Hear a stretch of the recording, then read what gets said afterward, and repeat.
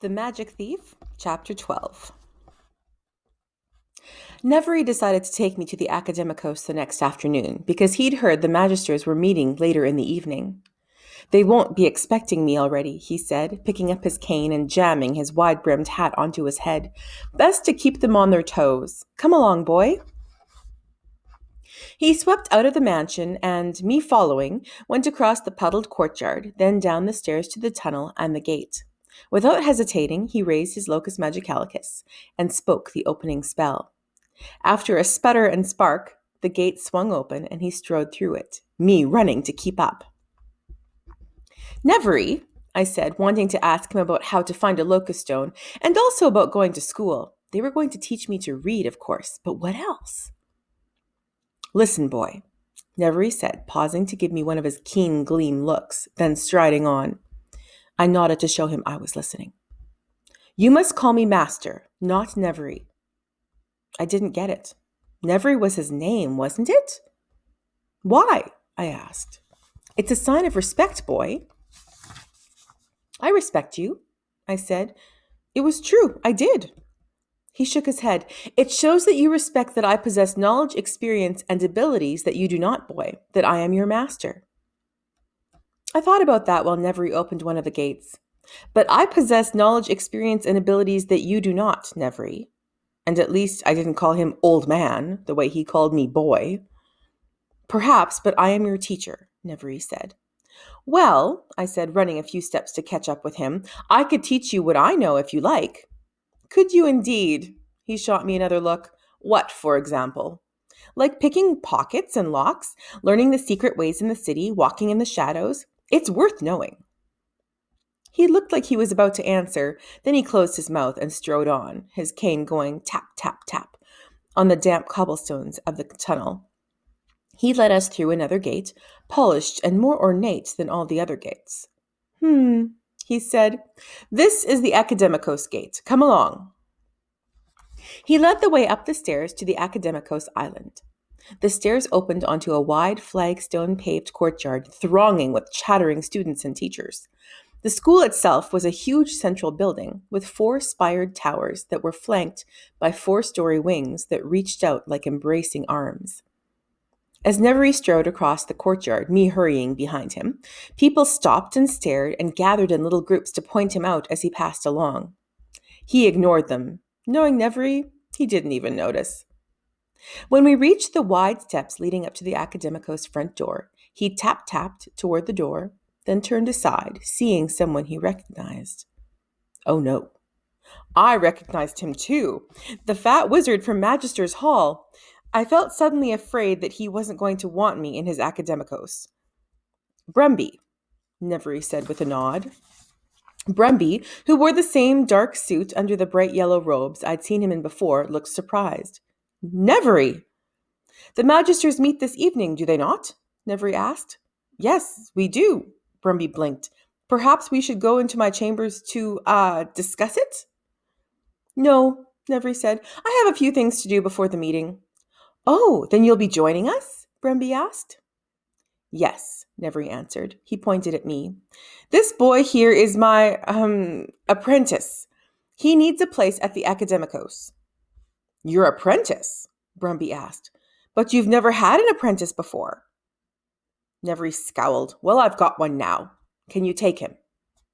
Brumby spared me a quick glance, then looked again more carefully. Yes, I think so. Good, Nevery said. He looked down at me. Behave yourself, boy, and see if you can learn a thing or two. He turned to leave. Brumby reached out and grabbed his sleeve as he turned away. Nevery! What? It's just... The fat wizard lowered his voice. We need you here. Thank you for returning to Wellmet. At that, Nevery looked surprised. Then he grasped Brumby's pudgy hand and gave it a brisk shake and strode off down the steps and away. Brumby watched him go, then turned to me. Well, Nevery's apprentice, are you? I nodded. Come with me, please. I followed him into a high-ceilinged, echoing gallery. A double stair led down from a second-floor balcony, and the floors were paved with slippery black stone. We crossed the wide hall, reaching a door which stood open. Brumby led the way through. My chambers, he said. My office is here, and a workshop and study. Very convenient. He shut the door, so we won't be disturbed. The room was decorated in a darker yellow than Brumby's robes and contained a gleaming carved wooden desk with a comfortable chair behind it, a few benches and bookshelves against the walls, a dark blue rug spangled with stars on the floor, and a few other chairs. A fat black cat was curled on a chair, and a tabby looked up from its perch on the windowsill. I stood just inside the door, and Brumby crossed to sit behind his desk. Well then, he said, folding his fat hands and looking at me, I believe we have met before, despite the fact that the Caparo spell is highly illegal. Never used it, I think. You were the cat, were you not? Drats. He was going to throw me out for spying on the magisters. I thought about lying to him, but there was no point. I nodded. He pointed at one of the chairs. Would you like to sit down? The chair looked comfortable, but I felt like staying by the door. I knew, down in my bones, that I was supposed to be Nevery's apprentice, but I was afraid that Brumby was going to punish me for spying on the magisters by sending me away or telling me I was too stupid to come to his school. Brumby was looking through his desk drawers, pulling out paper and pen and ink. He slipped a metal nib onto a pen. What is your name? Con, I said. That wasn't my whole name, my true name, but it was enough to start with. All right. Brumby dipped his pen in the ink and wrote something down on the paper. Then he looked up at me. And your age? I didn't actually know the answer to that question. I shrugged. Brumby said. How many years of schooling have you already had? I didn't say anything.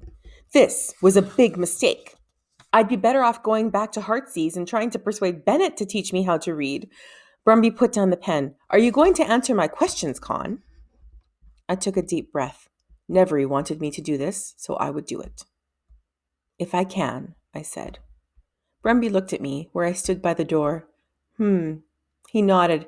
I think I understand. He was silent for a moment, thinking. I've got it.